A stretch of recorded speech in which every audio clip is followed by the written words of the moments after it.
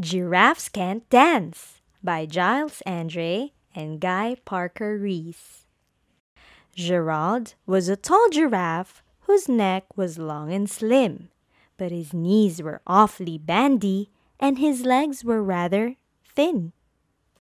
He was very good at standing still and munching shoots off trees, but when he tried to run around, he buckled at the knees. Now every year in Africa, they hold the jungle dance, where every single animal turns up to skip and prance.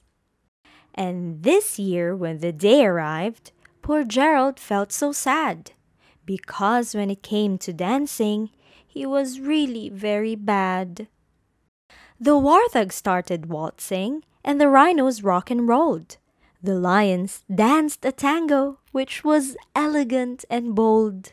The chimps all did a cha-cha with a very Latin feel. And 8 baboons then teamed up for a splendid Scottish reel. Gerald swallowed bravely as he walked towards the floor, but the lions saw him coming and they soon began to roar. "Hey, look at clumsy Gerald!" The animals all laughed. "Giraffes can't dance, you silly fool!" "Oh, Gerald, don't be daft." Gerald simply froze up. He was rooted to the spot. "They're right," he thought. "I'm useless. Oh, I feel like such a clot." So he crept off from the dance floor and he started walking home. He'd never felt so sad before, so sad and so alone. Then he found a little clearing and he looked up at the sky. "The moon can be so beautiful," he whispered with a sigh.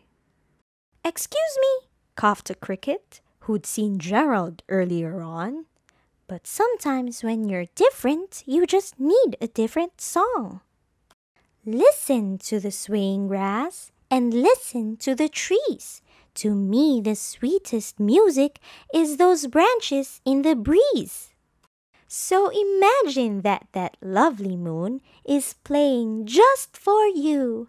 Everything makes music if you really want it to.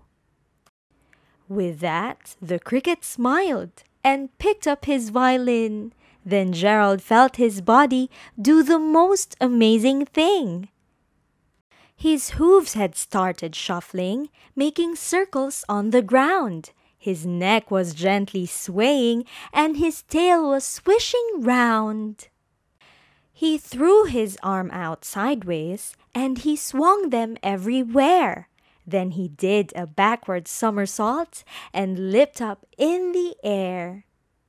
Gerald felt so wonderful, his mouth was open wide. "I am dancing! Yes, I'm dancing! I am dancing!" Gerald cried.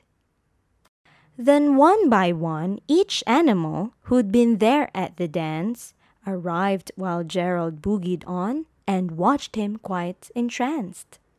They shouted, "It's a miracle! We must be in a dream! Gerald's the best dancer that we've ever seen." "How is it you can dance like that? Please, Gerald, tell us how." But Gerald simply twizzled round and finished with a bow. Then he raised his head and looked up at the moon and stars above. "We all can dance," he said, "when we find music that we love."